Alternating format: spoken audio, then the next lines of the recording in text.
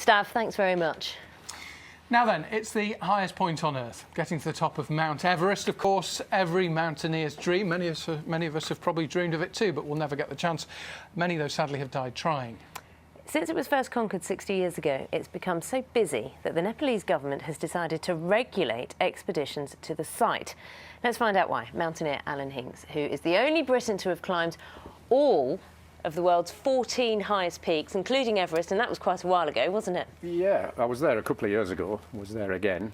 Everest is the highest of these 14 peaks, then you've got K2, the second highest, and then Kanchenjunga, the third highest. And I should say they mean more to mountaineers, the second and third highest. And there's less people on. But still, people have this aspiration, don't they? If they were to climb a mountain, it's got to be Everest, and this is obviously translated into just how busy it is there. And what are the implications of that? Yeah, it is quite busy, but it's not as busy as people think. It's only busy in sort of April and May, really. There's nobody there at the moment. There's nobody there at all, funnily enough. And in terms of, you mentioned some of the other peaks, presumably they're a good deal easier to get up because there are far fewer people trying to summit them. No, the other peaks are harder. K2 and Kanchenjunga are much more difficult to get to the top of.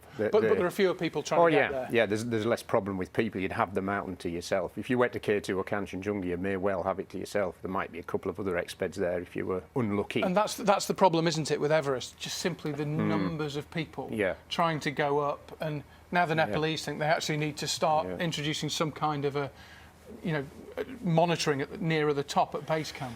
Yeah, I guess so. But I mean, you see, Everest is like Ben Nevis, Scafell Pike and Snowdon. Snowdon today may well have 3,000 people on it. I was on Snowdon a couple of, last month, and there must have been 3,000 people there on a nice sunny Saturday. I mean, I'm guessing there might have been 5,000. Most of them came on the train, probably.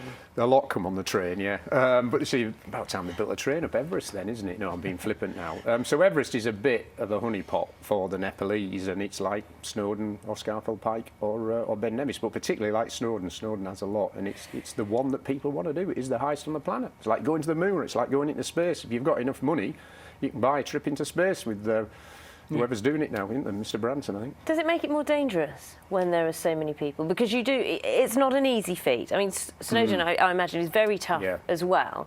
But Everest, you hear of tales of frostbite, people dying, but many failed attempts. Yeah, it's so if serious. it becomes more busy, does it become more dangerous? It does, and if you're standing around because there's a queue, there's more chance of getting frostbite, which I've avoided. You can see I've got all my bits. What do you mean standing around? Well, because there's a couple of hundred people trying it on one day possibly now. Every year you might get about 500 people attempting Everest. So you see, it's not that many compared to Snowdon, and those 500 people, though, are all trying to summit in the same weather window. Stav could tell us about the weather windows, I guess.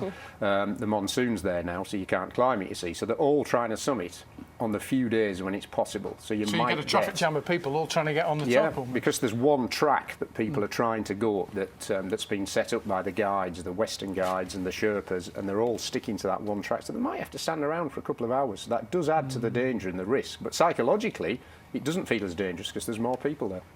Alan, it's good to see you. Thank you very much indeed for coming in. All the best. And good luck with your future climbs as well. Going climbing today. Yeah, I am when I get back. Good luck. 22 minutes.